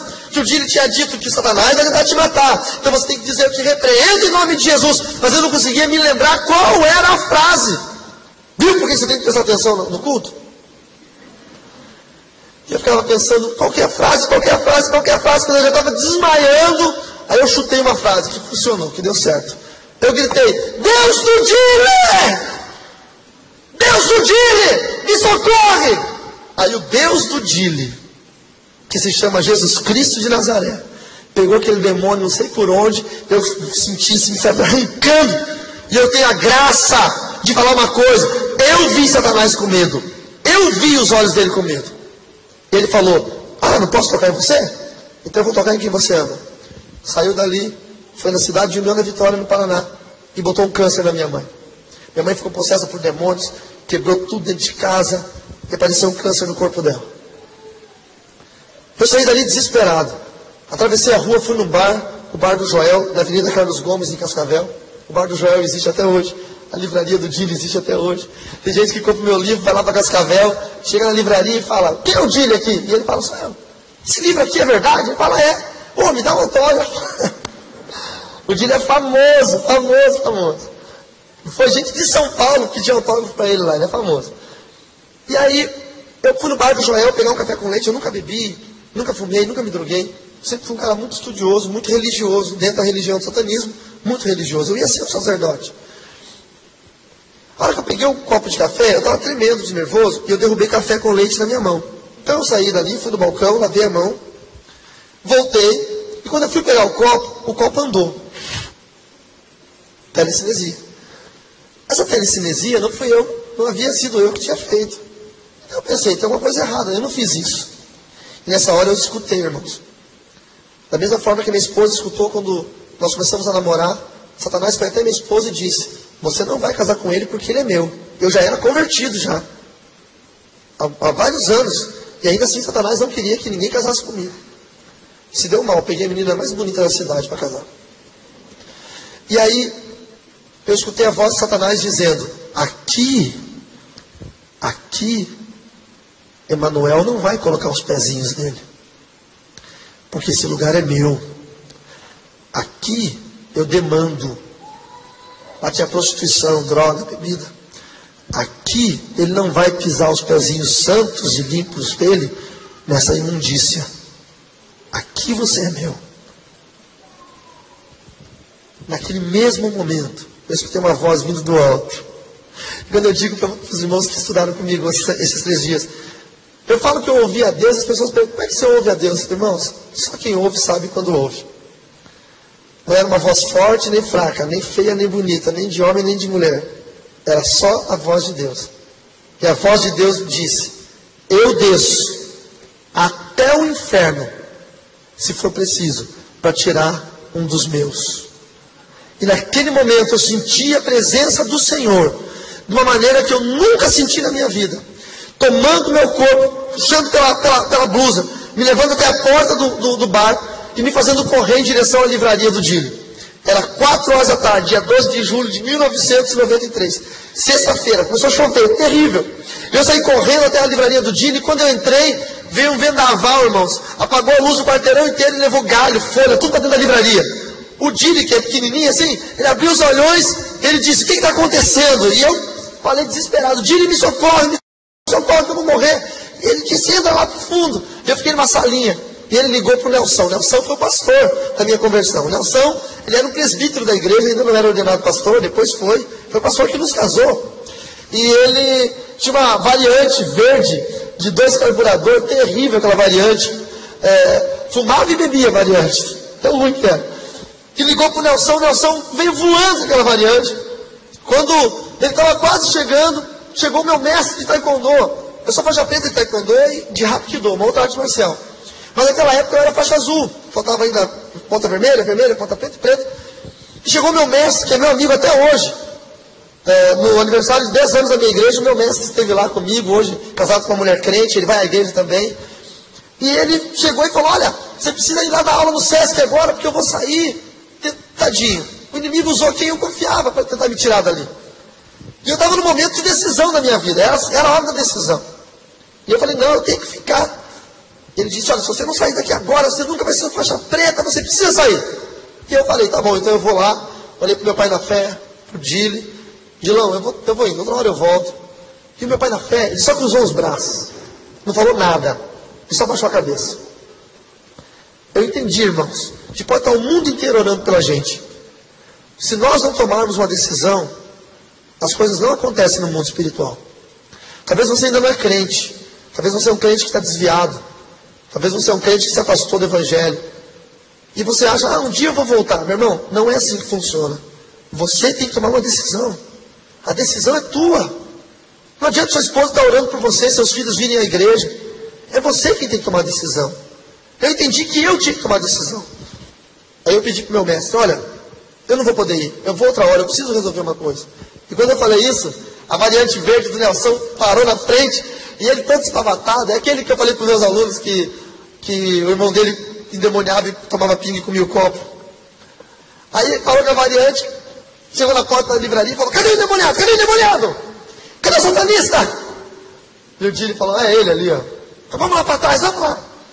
E eu falei para ele, olha, a última vez que oraram comigo eu vomitei. Não, fica tranquilo, não vai acontecer nada. Você não vai passar por um processo de libertação agora. Eu só vou orar para você entregar sua vida a Jesus. Você quer? Eu falei, é o que eu preciso. Então senta nessa cadeira. E eu sentei na cadeira. E ele falou, repete comigo, Senhor Jesus. E eu falei, Senhor Jesus. Eu quebro todas as consagrações. Eu falei, todas as consagrações. Todos os pactos. Eu falei, todos os pactos. Eu quebro todas as maldições. Eu respondi, todas as maldições. Ele disse, vem habitar no meu coração. Eu convidei Jesus, vem habitar no meu coração.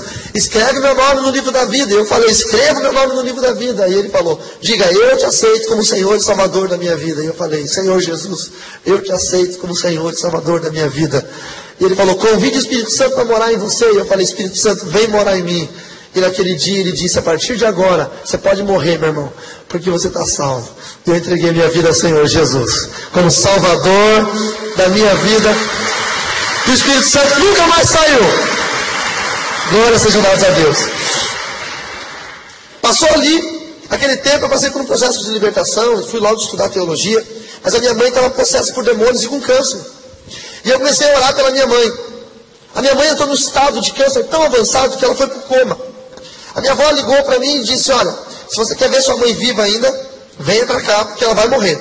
O médico era primo nosso, e o médico disse que a minha mãe não sairia mais do hospital.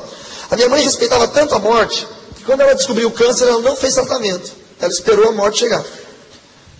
E aí eu fui para a cidade onde minha mãe estava, e comecei a ficar no hospital, cuidando da minha mãe das 10 da manhã às 2 da tarde. No dia 1º de março, Deus falou ao meu coração. E Deus disse, amanhã eu vou recolher sua mãe. Então você vai ter uma chance de falar do meu amor para ela. A minha mãe estava com câncer no cérebro. A causa morte dela foi metástase cerebral. O câncer espremeu o cérebro dela. Era impossível ela ter lucidez. Impossível. Mas eu fui para o hospital, fiquei às 10 da manhã orando. Quando deu meio-dia e pouco, a minha mãe recobrou a lucidez. E ela falou, filho, quando ela falou, foi uma alegria, porque ela já não conhecia mais ninguém. E eu falei para ela sobre o plano de salvação, eu falei para ela que eu tinha aceitado a Jesus. E ela disse, eu também aceitei a Jesus. Eu falei, não, você não aceitou não. A senhora precisa renunciar. E ela começou a chorar, ela disse, eu fui uma péssima mãe, né? Eu falei, nada, foi uma boa mãe. Mas eu ia falar para ela que eu tinha sido uma péssima mãe, né? Eu falei, só que a senhora precisa encontrar Jesus agora. E ela falou, você pode me ajudar? Como é que eu faço? E eu comecei a falar para ela as mesmas coisas que o Nelson tinha me ensinado. E ela foi repetindo, quebrando pactos, cancelando maldições, aceitou Jesus como Salvador da sua vida, pediu para escrever o nome dela no livro da vida, convidou o Espírito Santo para morar e voltou para o coma. E eu voltei para casa da minha avó. Às 10h30 da noite ligaram para a gente dizendo que ela estava morrendo. Nós corremos para o hospital. Eu entrei primeiro. Quando eu entrei no quarto, o quadro era terrível. Ela já estava com 42 graus de febre, os olhos dela estavam saltados para fora, amarelados. Aquela maquininha estava com uma pulsação muito rápida, a respiração dela estava muito ofegante. E eu entrei e senti a mesma sensação que eu senti quando eu encontrei o anjo.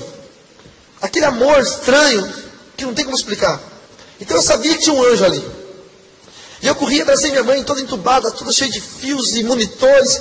E eu peguei, abracei ela assim e pensei em chorar desesperadamente. Mas aí eu me lembrei que eu tinha orado com ela de tarde. Então eu falei, eu só lembrei de falar uma coisa. Eu falei, mãe, vai.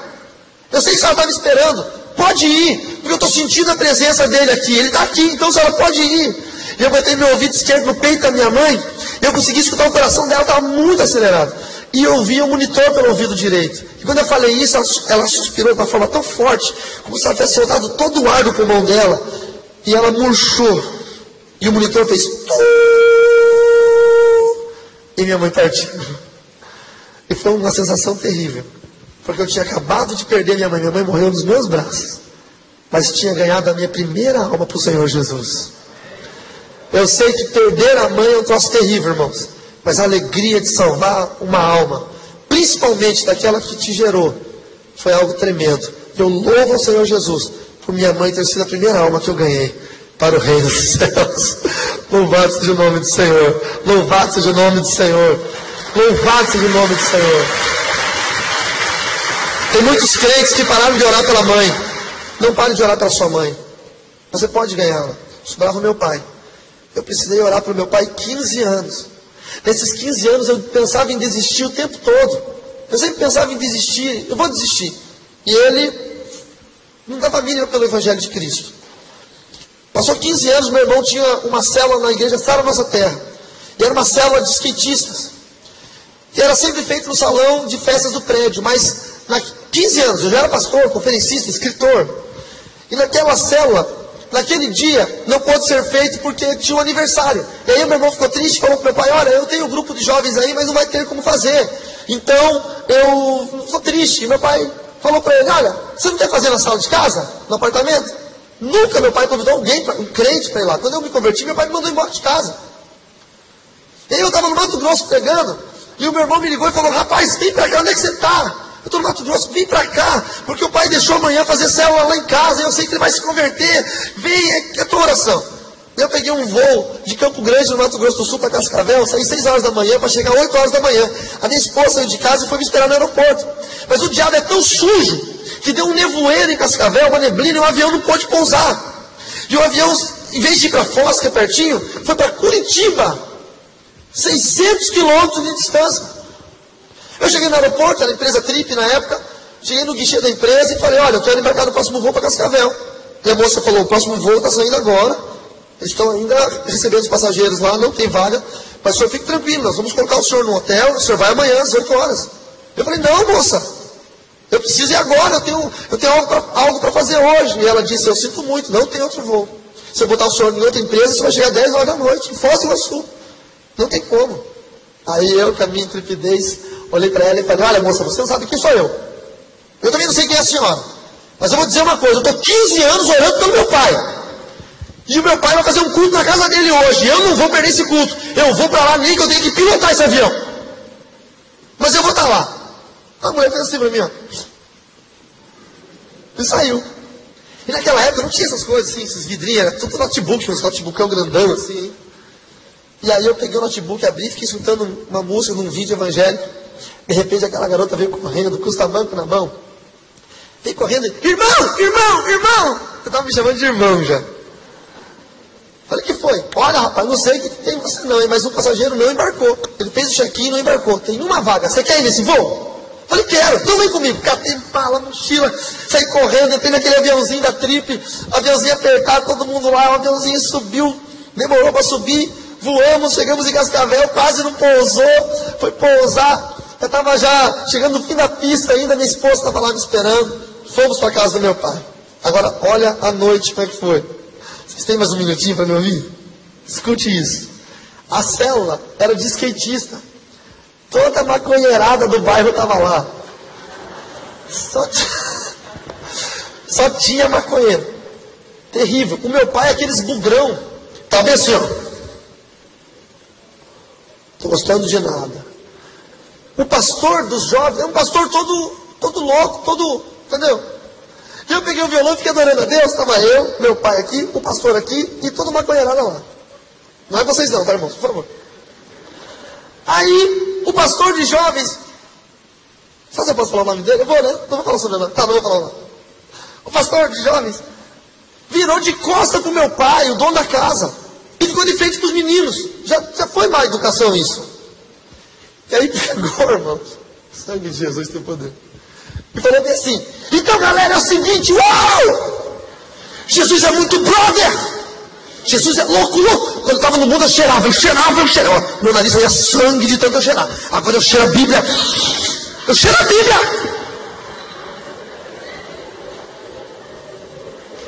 Quando eu olhei aquilo, eu olhei para o meu pai, aqueles bugrão, Ai, meu Deus do céu. Vocês estão ligados ou não estão ligados? E aí eu comecei assim, orar em espírito. Eu não sei se eu pequei, pastor Haroldo. Eu comecei a orar bem assim: Senhor, mata ele agora. Mata ele agora. Dá um ataque cardíaco, dá alguma coisa. Mata ele. Pô, irmãos, 15 anos orando para o meu pai para aquele cara estragar tudo. 15 anos. Aí esse pastor, quase que eu falei o nome dele, ele tinha esse livro aqui na primeira versão. Ele era tipo meu fã, assim, sabe? Porque o cara era pastor e tinha a coleção do Harry Potter. Veja você. Então o sonho dele era conhecer um bruxo de verdade. E ele olhou para mim e falou assim: pastor Carlos, o senhor gostaria de falar alguma coisa? Eu falei: gostaria, segura o violão aí. Aí virei de costas para o maconheiro e fiquei de frente para meu pai. E falei: pai, tudo isso aqui não é para eles. Tudo isso aqui é para o Senhor. Não é que eu estou desmerecendo esses meninos, mas eu estou 15 anos orando pela sua vida. É para o Senhor. O pastor do meu irmão tinha lido antes: não é bom que o homem esteja só. E aquela palavra era muito pertinente. Eu falei: não é bom que o senhor esteja só. E eu comecei a falar para ele. Quando eu fui morar com ele, eu roubei ele.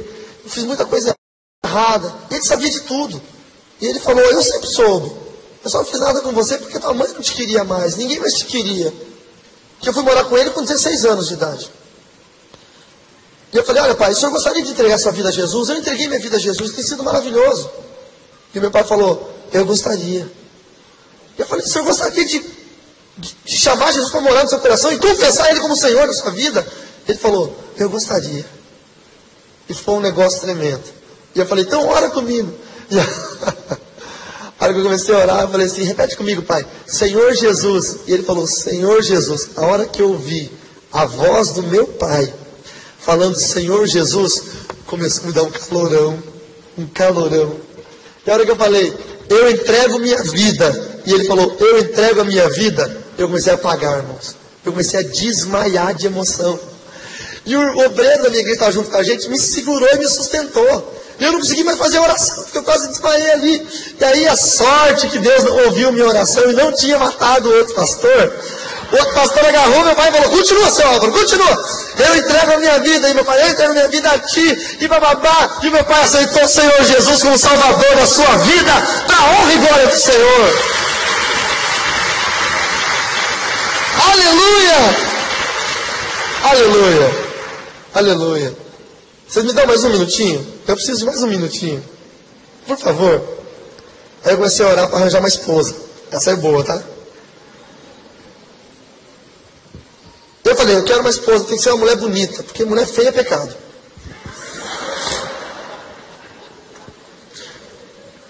Calma lá, não peca, não me critica. O que é bonito para mim é feio para outro. O que é feio para mim é bonito para outro, não é isso? Então, se você casar com uma mulher que é feia para você, você vai ficar olhando para as outras que são bonitas, não é isso? Então, casar com mulher feia é pecado. Agora entenderam? E eu queria uma mulher bonita. Eu um dia fui numa igreja e estava a Francine ali, né? Vem cá, Fran e Mateus, faz favor. Deixa eu mostrar minha esposa e meu filho para vocês. Porque eu vou falar para vocês, vocês não vão acreditar mesmo, eu tenho que mostrar ela. Se os caras olham para esse cara feio e careca e falam: não, mas ele deve ser feia pra caramba, ele está falando que é bonita para agradar. Se vocês aplaudirem quando ela subir, vai ficar de mal, hein? Porque ninguém me aplaudiu quando eu subi. Aí minha mulher sobe, todo mundo... Vem cá, vida. Essa é a minha bênção e o meu benção.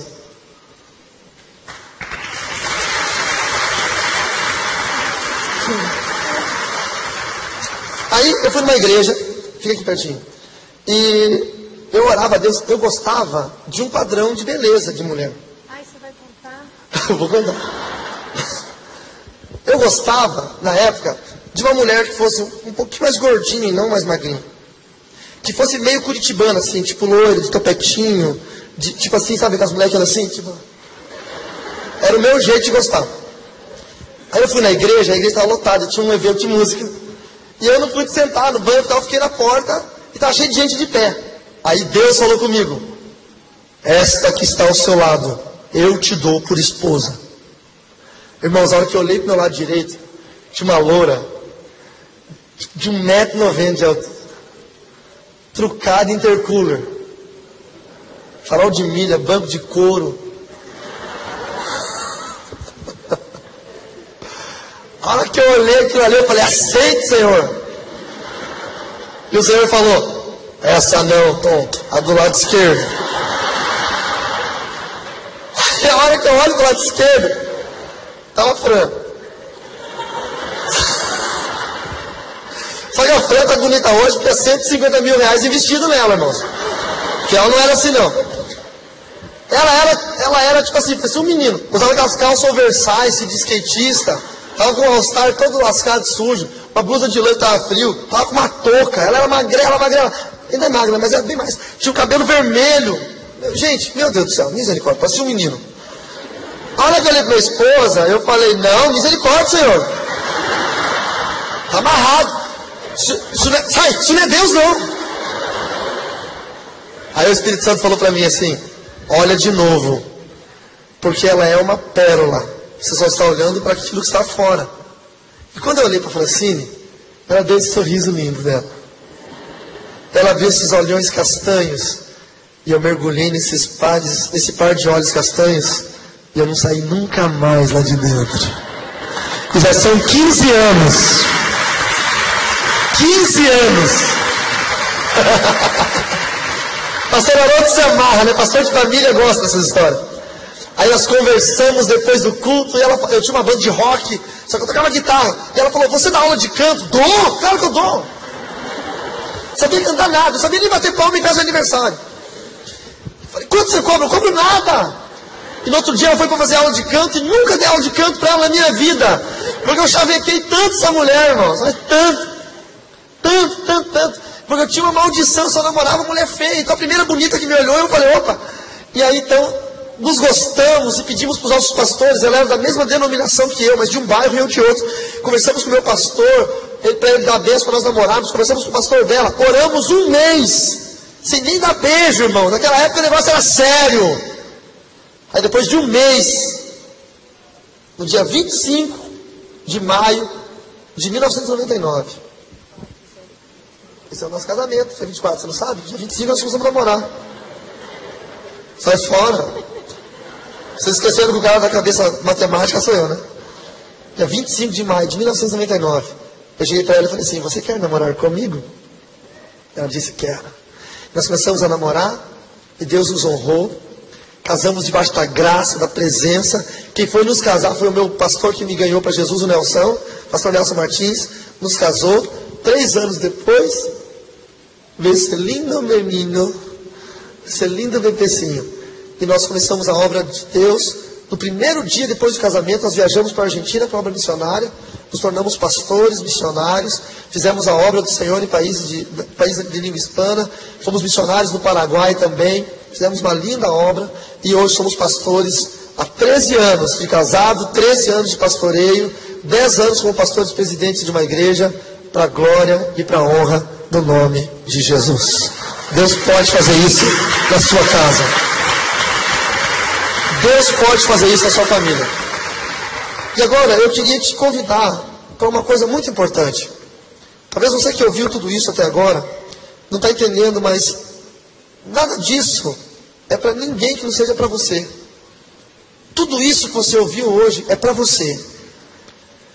A história da minha vida, ela existe para você.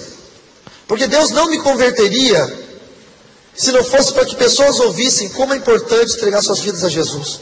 Então, Deus não converte ninguém se a conversão dele não servir para mostrar a luz de Cristo às pessoas. Eu queria poder fazer isso por algumas pessoas. Eu queria poder orar por alguém hoje. Mas eu não quero orar só por quem vai aceitar Jesus, não.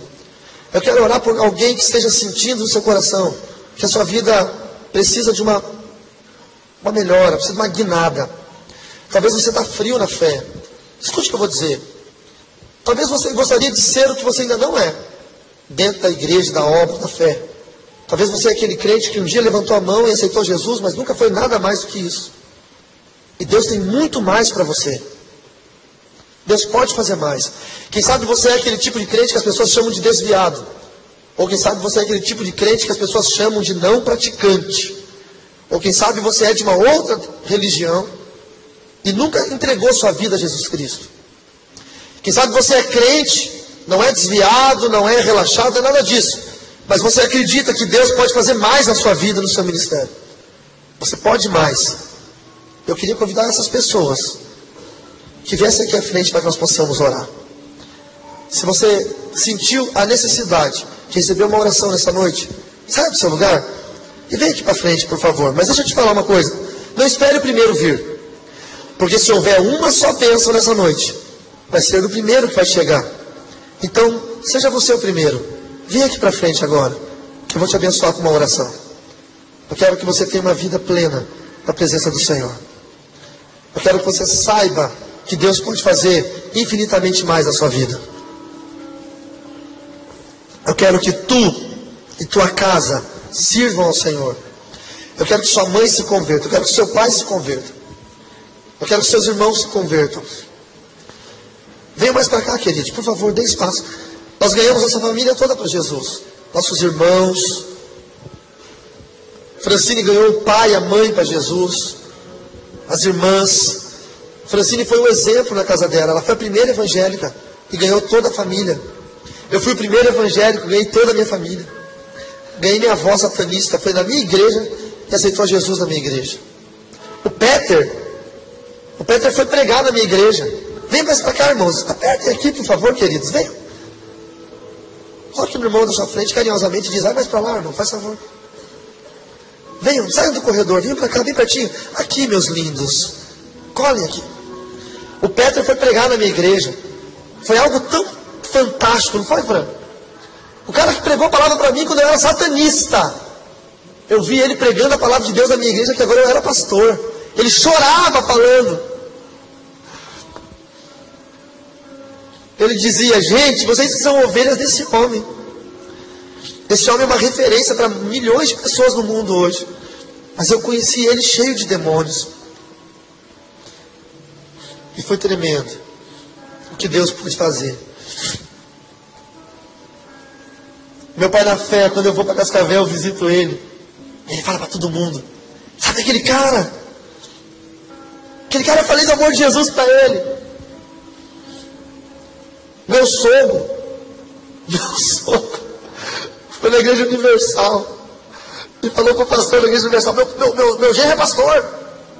E o pastor da Universal falou: ah, que legal, qual é o nome dele? Carlos Rivas. E o pastor da Universal falou: mas não é o cara desse livro aqui não, né? Puxou o livro da gaveta. Esse aí é o meu genro.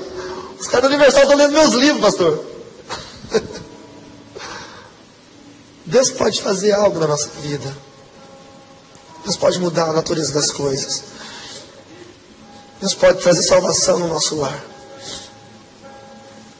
Aquele que não era nada pode se tornar alguém.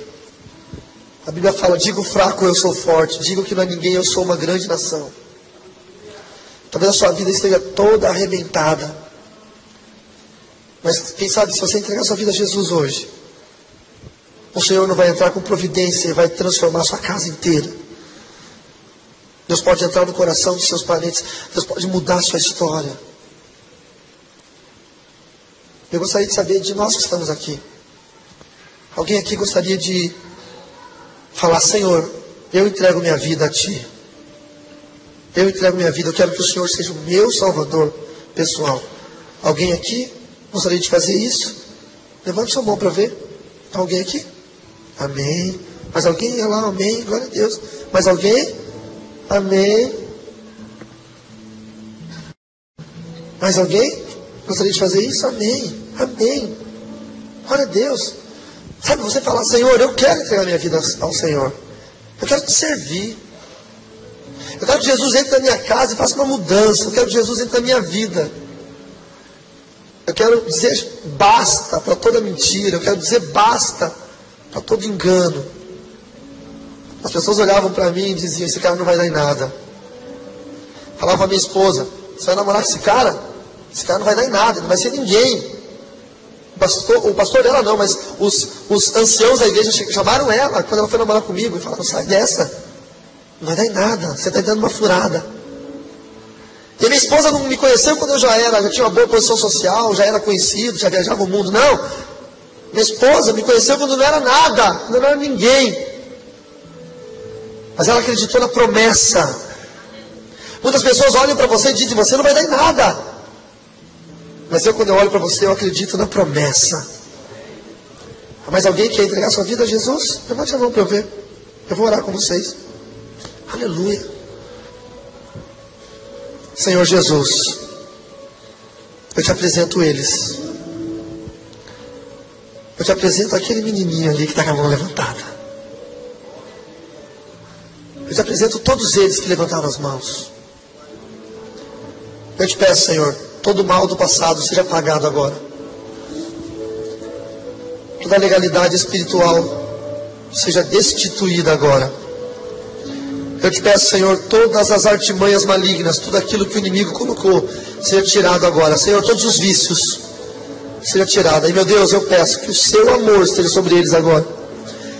A tua benevolência, a plenitude do teu Espírito. Senhor, eu te peço, aqueles que estão entregando suas vidas agora, nesta noite, receba-os, Pai, na glória. Escreva o nome deles no livro da vida. Tire, Senhor Deus, toda a carga de pecado, que o teu sangue carmesim, vertido na cruz do Calvário, tão atual para nós hoje, possa estar sendo vertido agora sobre eles. E a tua palavra diz que agora não há mais condenação para os que estão em Cristo Jesus. Senhor, salva a vida deles. Salve, Senhor, a vida deles, e não só deles, mas deles, da casa deles, da família deles, porque a tua palavra nos diz que nós e nossa casa serviríamos ao Senhor. Então entra agora na casa deles, Pai, na família deles. Aquele teu filho que está longe do Senhor, desviado, enfraquecido, fortalece, traga novo ânimo, traga fortalecimento para o louvor da sua glória, em nome de Jesus. Eu quero pedir um favorzinho para vocês. Jesus se expôs por nós na cruz. Aqueles quadros que tem Jesus na cruz com uma fraldinha assim é mentira. Jesus ficou nu na cruz. A exposição foi terrível. Eu gostaria de pedir que vocês pudessem retribuir isso de uma maneira bem simples. Esses que levantaram as mãos dizendo que queriam entregar suas vidas a Jesus. E mais alguns de vocês que porventura sintam que estavam longe do Senhor e querem voltar para Cristo. Eu queria convidar vocês a subirem aqui no altar, porque eu preciso que vocês façam oração junto comigo. Vai ser difícil fazer com vocês aí. Então agora é a hora, tá bom? Você que levantou a mão, vem pra cá, por favor. Os crentes que estão do lado deles, ajudem eles a virem. Vem vindo. Podem subir. Os irmãos vão ajudar. Venham. Subam aqui, por favor. Olha que lindo aquele menininho. Subam aqui. Os demais podem esperar, tá bom? Mas os que levantaram suas mãozinhas, subam aqui. Eu preciso fazer isso. Eu preciso que os pastores da igreja recebam vocês aqui. Venham, por favor, subam. Você que não levantou a mão, mas você falou, não, eu aceito Jesus no meu coração. Vem aqui, suba aqui, por favor. Não perca essa chance. Hoje é o dia de você fazer isso. Hoje é o dia. Eu estava evangelizando, venham aqui pertinho de mim. Isso. Eu estava evangelizando logo quando eu era novo convertido, uma prostituta. O nome dela é Teia. E essa prostituta, eu falei para ela, vamos no culto hoje à noite. E ela falou, não vou. Eu falei, vamos, Teia, de repente seja a sua última chance. E ela falou, não vou. Eu fui para o culto. Quando eu voltei, o pessoal do hotel disse, você está sabendo da Teia? Eu falei, não. Ela foi assassinada. Ela morreu? Ela foi fazer um programa e o cara matou ela. Eu fui no necrotério para reconhecer o corpo dela. E eu vi ela deitada naquela mesa metálica. E eu falei, poxa, Teia, se você tivesse ido no culto hoje, você estava viva. A gente não sabe o nosso amanhã. Talvez hoje seja o dia de você livrar a sua vida. O dia de você dizer, Jesus, vem, eu preciso andar contigo. Talvez você que é crente, precise hoje tomar um passo de seriedade. Você precisa se expor um pouquinho e subir aqui em cima. Mas você vai dizer: eu quero andar em aliança, em seriedade com Deus. Eu não quero viver pecado, eu quero viver santidade. Se você quer fazer isso, corre agora, porque eu vou orar agora, tá bom? Vem já pra cá. Parabéns, que legal. Que legal. Que legal. Olha, pastor Haroldo, você é demais, hein? Deixa eu te dar um abraço. Ó, o pastor Haroldo vai estar orando com vocês, tá bom? Porque ele é um pastor aqui, um dos pastores aqui da igreja. Ele vai apresentar vocês para Jesus. Isso é muito importante, o que vocês vão fazer. Vem, minha filha, venha. Porque no dia em que eu fiz isso, parabéns, vem cá. Melhor coisa que você fez. O dia em que eu fiz isso, eu saí da dimensão da condenação, da morte, do pecado. Eu estava indo para o inferno. Eu entrei na dimensão da salvação, do reino de Jesus. E que vocês estão fazendo isso hoje, vocês estão entrando na dimensão do reino. Isso é tremendo. Deus está trazendo salvação e vida em abundante. Tá bom? Vem pra cá, menina. Você também? Pastor Haroldo, vem cá. Pastor Haroldo vai orar. Amém? Estenda as mãos em terceiro. Glória a Deus, vamos orar então comigo? Diga assim: Senhor Jesus. Diga em voz alta, bem forte. Diga: Senhor Jesus,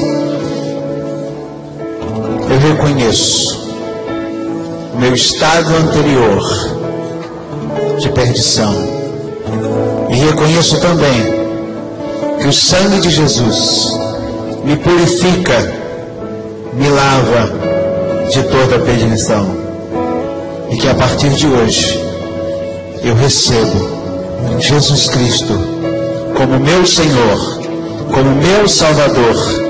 E eu te peço, Senhor, que o teu Espírito Santo habite em mim, e que o Senhor escreva o meu nome no livro da vida, no livro eterno de salvação, onde eu sei e eu creio que o meu nome nunca mais será apagado, porque a partir de hoje eu sou uma nova criatura em Cristo Jesus.